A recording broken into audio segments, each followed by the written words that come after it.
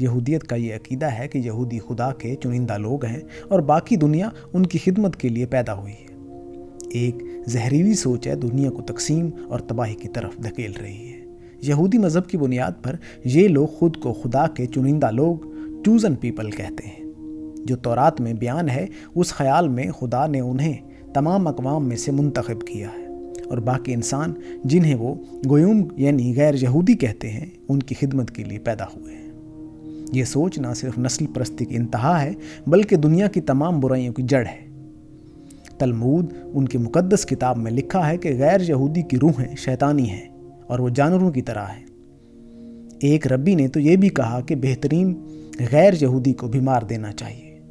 یہ عقیدہ یہودیوں کو یہ جواز دیتا ہے کہ وہ غیر یہودیوں کی جان، مال اور عزت کو کم اہمیت دیں۔ آج کا اسرائیل اسی عقیدے پر کھڑا ہے۔ غزہ میں بچوں اور عورتوں کی بمباری سے مارنا، فلسطینیوں کو جانوروں کی طرح کچلنا اور ان کی زمین چھیننا اسی افضلیت کی پیداوار ہے۔ وہ یہ سمجھتے ہیں کہ خدا نے انہیں وعدہ شدہ زمین دی ہے جو باقی لوگوں کی جان لے کر بھی حاصل کی جا سکتی ہے۔ یہودیت کی یہ سوچ دنیا کو کیسے دیکھتی ہے؟ غیر یہودیوں کو صرف ایک آلہ، ایک ذریعہ جو ان کی خوشحالی کے لیے استعمال ہونے والے ہیں۔ تلمود میں لکھا ہے کہ غیر یہودی سے چوری کرنا جائز ہے اور ان سے سود لینا حلال، جبکہ یہودیوں سے نہیں۔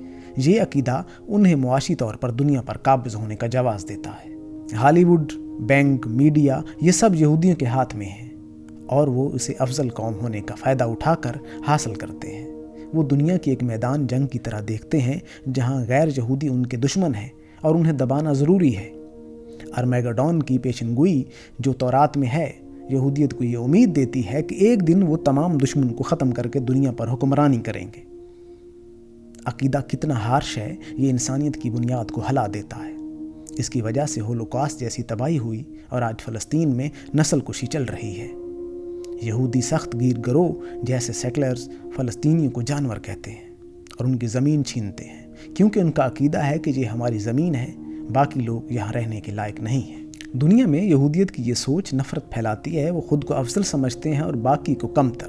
اس کی وجہ سے عالمی تنازعات بڑھتے ہیں کیونکہ وہ اپنے عقیدے کی حفاظت میں کچھ بھی کر گزرتے ہیں۔ آج کے اسرائیل میں یہ عقیدہ زندہ ہے۔ وہ غزہ میں بچوں کو مار رہے ہیں کیونکہ ان کے غیر یہودیوں کی جان کی کوئی قدر نہیں ہے۔